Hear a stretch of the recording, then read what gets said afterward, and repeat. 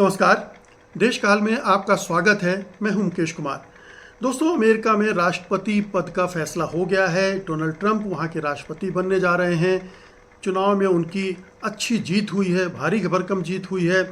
उन्हें जो popular votes मिले हैं वो भी कमला हैरिस के मुकाबले काफ़ी ज़्यादा हैं। काफ़ी लगभग 3.5% वोट उनके ज़्यादा हैं और ये बहुत ज़्यादा वोट माने जाते हैं। ये फासला बहुत ज़्यादा माना जाता है अमेरिका में। और जो इलेक्टोरल कॉलेज के वोट हैं जिनसे राष्ट्रपति का चुनाव होता है उसमें भी 50 से 60 सीटों का अंतर है। ये भी एक बड़ा फ़ायदा, बड़ी उपलब्धि है डोनाल्ड ट्रंप की और रिपब्लिकन पार्टी की।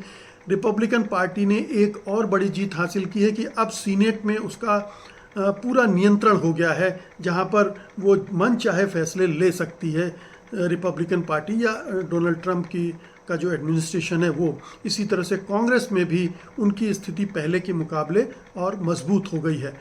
तो ट्रंप इस बार जीत कर आए हैं, बहुत मजबूती के साथ जीत कर आए हैं। लोकप्रिय वोटों में भी जीते हैं, सीटों में भी जीते हैं, सीनेट में भी जीते हैं, कांग्रेस में जीते हैं। तो ये एक बड़ी जीत है, इससे कोई इनकार नहीं कर सकता। अब सवाल दो हैं। एक कि ट्रंप साहब की इस जीत को किस तरह से देखा जाए।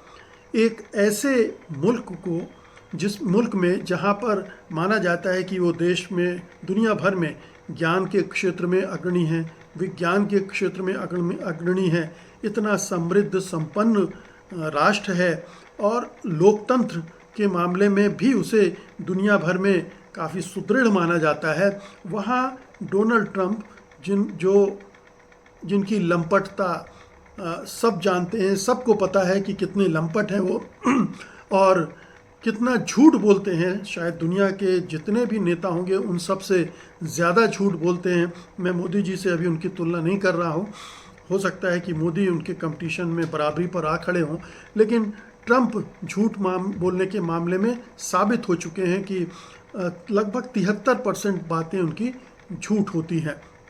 झूठ बोलते हैं, करप्ट हैं। उन्होंने जो भी अपना बिजनेस एम्पायर खड़ा किया है उसमें करप्शन के मामले हैं और उनमें उनके मामले पकड़े भी गए हैं। फिर अगर आप इन सबको किनारे भी कर दें तो एक सबसे बड़ा जो दृश्य आपके दिमाग में आता है ट्रंप के पिछले कार्यकाल का, वो है कि जब वो चुनाव हार गए तो किस तरह से उनके समर्थकों ने कैपिटल हिल्स पर धावा बोल दिया और ज़बरदस्त तोड़ फोड़ मचाई। और ये सब ट्रंप के सहमति से हुआ, मौन सहमति से हुआ, उनके उकसाने से हुआ, क्योंकि उन्होंने हार को स्वीकार करने के लिए तैयार नहीं थे, उस परिणाम को स्वीकार करने के लिए तैयार नहीं थे। तो एक ऐसा व्यक्ति जो पूरी तरह से साबित हो चुका है कि लोकतांत्रिक नहीं है, जिसके बारे में ये सिद्ध हो चुका है कि वो मीडिया की स्वतंत्रता को कतई स्वीकार नहीं करता है। हाल में उन्होंने कहा था कि अगर पत्रकारों को गोली मार दी जाए तो मुझे कोई फ़र्क नहीं पड़ता है। ये इस तरह के नेता हैं जिन्हें पूरे अमेरिका के संविधान और लोकतंत्र में कोई आस्था नहीं है। वो एक निरंकुश किस्म के, स्वेच्छाचारी किस्म के नेता हैं और ये उन्होंने अपने पिछले कार्यकाल में दिखाया भी था। चाहे आप याद कीजिए कोरोना काल में उन्होंने किस तरह से व्यवहार किया था। मास्क नहीं लगाऊंगा, वैक्सीन का उन्होंने विरोध किया था और तमाम तरह की जो झूठ और अफवाहें फैलाने का काम उनकी तरफ से किया गया था। और भी दूसरे ऐसे मौके आए थे जिनमें ये साबित हो चुका था। तो सवाल उठता है कि अमेरिका की जनता इस तरह के व्यक्ति को कैसे चुन लेती है। एक बार चुना, चलिए मान लिया गलती हो जाती है, दूसरी बार फिर चुना, इसे क्या माना जाए? क्या अमेरिकी जनता अनपढ़ है, नासमझ है, गंवार है? उसकी समझ में नहीं आता कि ट्रंप के जीतने का क्या मतलब है, इसका क्या असर पड़ेगा देश की राजनीति पर, अंतर्राष्ट्रीय प्रतिष्ठा पर। ये एक ऐसा सवाल है जिसका जवाब लोग ढूंढ रहे हैं। एक इसका उत्तर ये देखा जाता है कि बाइडेन के कार्यकाल में जो महंगाई बढ़ी उससे बहुत जो निचले तबके के वोटर हैं वो शिफ्ट कर गए ट्रंप की तरफ, क्योंकि ट्रंप के कार्यकाल में महंगाई उतनी नहीं थी और उन्होंने उसको कंपेयर किया और उधर चले गए। तो क्या अमेरिका के लोगों में इतनी समझ नहीं पैदा हुई है कि कई बार ऐसे मौक़ों पर ये ज़रूरी हो जाता है कि आप बहुत निजी मसलों को थोड़ा सा पीछे छोड़कर बड़े सवालों को एड्रेस करें।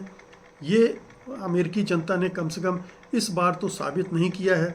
अमेरिका में एक ये मिथ है कि जो अच्छा पारिवारिक होता है, जो अपनी परिवार के प्रति वफादार होता है, अपनी पत्नी के प्रति वफादार होता है, उसे अमेरिकी समाज अच्छे से देखता है। लेकिन इनकी लंपटता के चर्चे तो हर 2-4 महीने में कोई ना कोई नया निकलता रहता है। कोई ना कोई महिला आरोप लगाती रहती है और कई बार उन्हें हर्जाना देना पड़ा है उन महिलाओं को।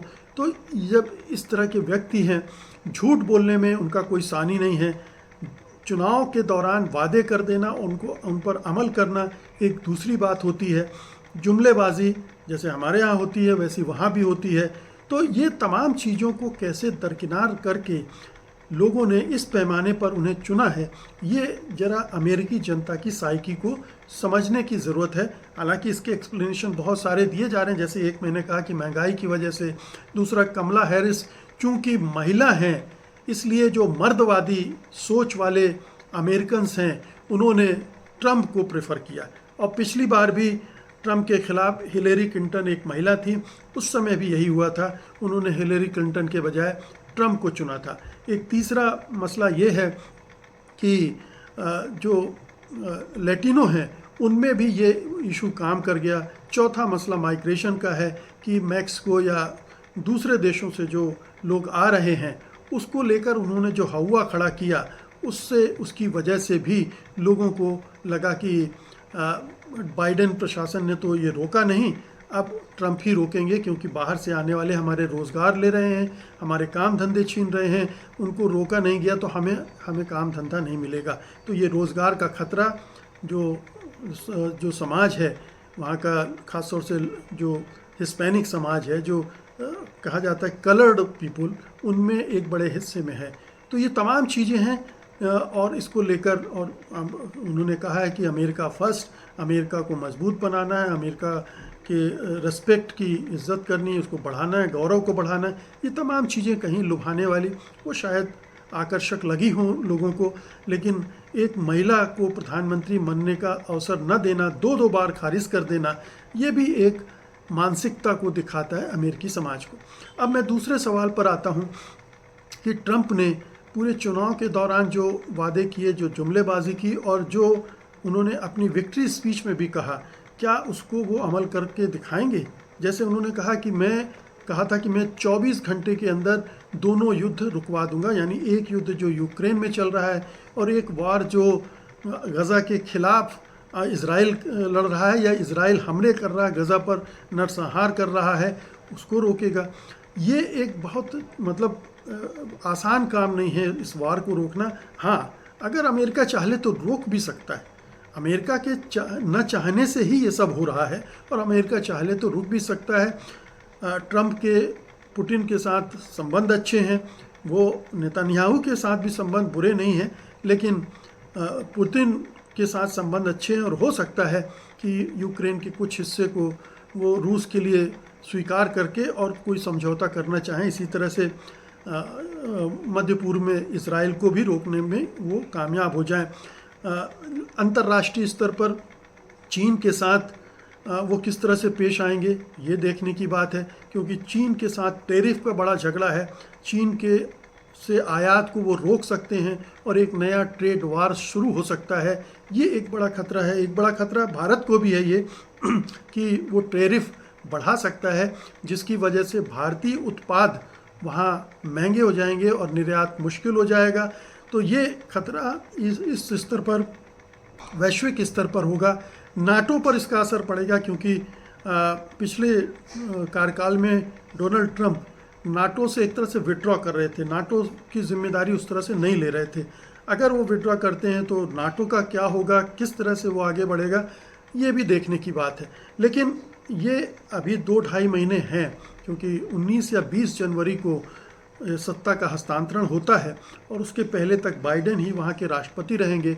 इस दौरान वो क्या क्या करते हैं, क्या वो इज़राइल की जो ज़िद है उसको पूरी करते हैं या उसको रोकने की कोशिश करते हैं।